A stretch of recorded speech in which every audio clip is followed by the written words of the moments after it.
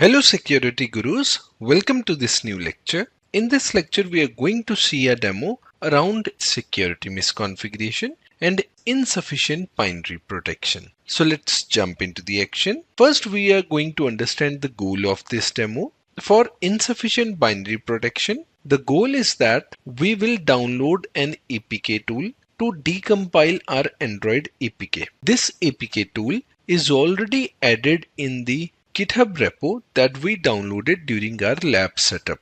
The next step is we will have to copy the APK tool batch file, the APK tool jar file, and insecure version 2 Android APK in our new folder, so that these three files, APK tool batch and jar file and the Android APK file, are present in one folder. Once we copy all these files in a new folder, then we will run the command apk tool decompile insecure bank v2 Android application. We will then try to decompile or reverse engineer our insecure bank v2 Android application using apk d command. D stands for decompiling. If we are able to achieve this goal of the demo, then we confirm that our Android application is suffering from insufficient binary protection and this security vulnerability is present. The next goal of the demo is to identify security misconfiguration in our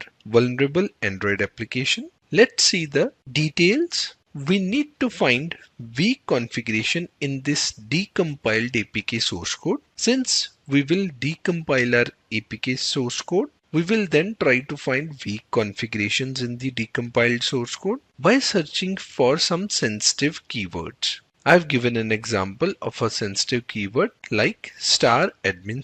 Star is used to ignore any prefix and suffix with the admin keyword. Using this, we will try to find some files within decompiled APK source code which contains admin keyword. And the goal is that we find a strings file which has a security misconfiguration. If we are successful in finding this file, and if there are weak security settings in this file, we can confirm our application is suffering from security misconfiguration as well. So we are going to achieve these two goals within our demo. It's going to be a hands-on demo. In the next lecture, we will start achieving these goals by following these steps. So stay tuned. It's going to be really interesting. Thanks for watching. See you in the next lecture.